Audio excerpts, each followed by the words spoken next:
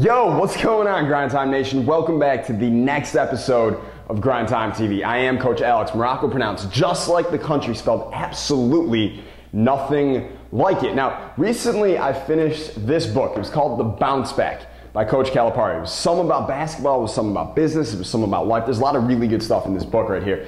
But there was one story in the book that I thought was really good. I remember reading it. I was actually flying back from San Diego to Michigan for just a trip home to visit my family, see the family and everything. And while I was reading it, I remember literally sitting there on the plane that there was a story that was good story, but it kind of, it was just one of those stories where I read and I heard and I'm like, that's cool, and then I moved on with my life. But after this past week, when the man finally won his first NCAA title, when I say the man, I mean Coach Cal, of course, it really stood out to me. I think it made the story even greater, even more valuable, which makes me want to share it with you even more today. All right, so if you guys don't know who Coach John Calipari is, one of the best coaches in all of college basketball, and he is undisputably the best recruiter in the game of basketball, right? But a lot of young dudes don't really understand or don't know, they haven't heard about some of the struggles that he actually went through earlier in his coaching career. All right, first of all, he was a former NBA coach. He coached the Nets for a few years, rather unsuccessfully. Didn't really work out that well for him. This is the story. He actually recounts a story where this was, it was during the middle of the season. I think it was 2000 or 2001, doesn't really matter. But he was coaching the Nets. They lost the game again. They'd been losing on a losing streak or whatever. And after the game, the whole team funnels back through the tunnels and they go back into their locker room. And he has a private meeting with the owners of the team in like a back hallway of the tunnel, okay, in the arena. And after discussing it with the owners or whatever, they kind of had their minds made up. They told him that mid-season they were going to be firing him. They're going to let him go and let one of the assistants take over his head coaching spot. So, middle of the NBA season, guy just left a really successful college coaching career to try the NBA, gets fired after a game, after a losing streak, and he says, he's obviously in a huge state of what the hell am I going to do now? Walks out of the tunnel and back into the gym, into the arena where the game was being played. Now everything's, whole crowd is gone and everything now. And it's just like the cleaning crew, cleaning up popcorn and soda and everything like that. And he takes a seat, on the sideline or whatever, and just kind of like in a daze, kind of thinking about whatever. And he said one of the cleaning crew guys, literally 5 feet away on his hands and knees, picking up popcorn and soda from other people who were just watching the game, looked up at Coach Calipari and they made eye contact for a couple seconds.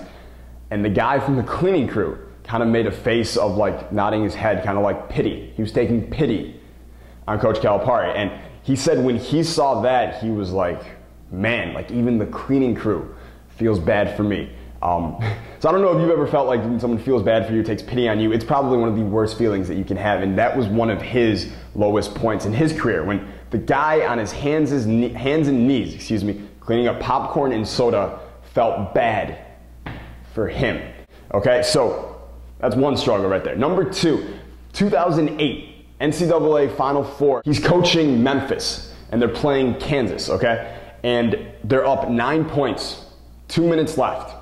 Championship game. And they ended up losing that game. Mario Chalmers hit a three-pointer at the buzzer to send it into overtime. Kansas went on a frenzy scoring run in those last 2 minutes to make up the score to tie the game, and then they won with that momentum and took it over in overtime.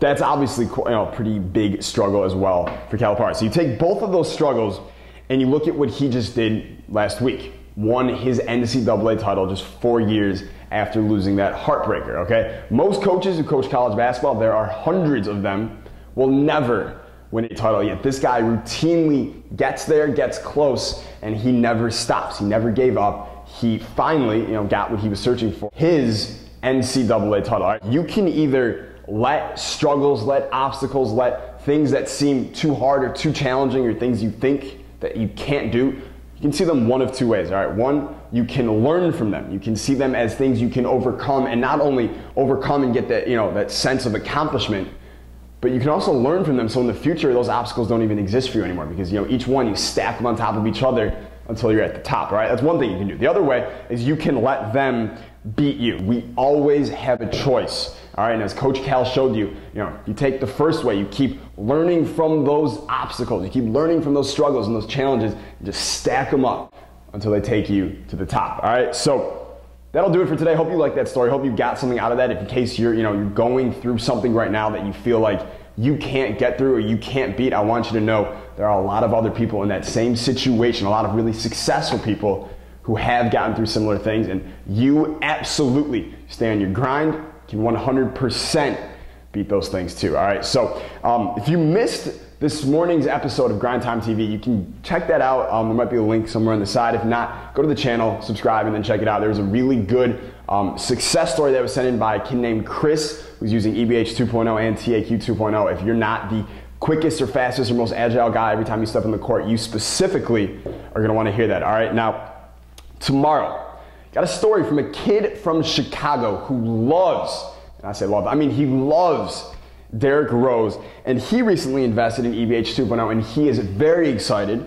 to tell you about his results. So you're going to hear about all of that tomorrow, and when I say that he is one motivated dude, I mean he is one motivated dude. So if you're looking for some motivation tomorrow as well, be sure to check that out too. All right, so I will see you then. Until then, stay grind time. Peace!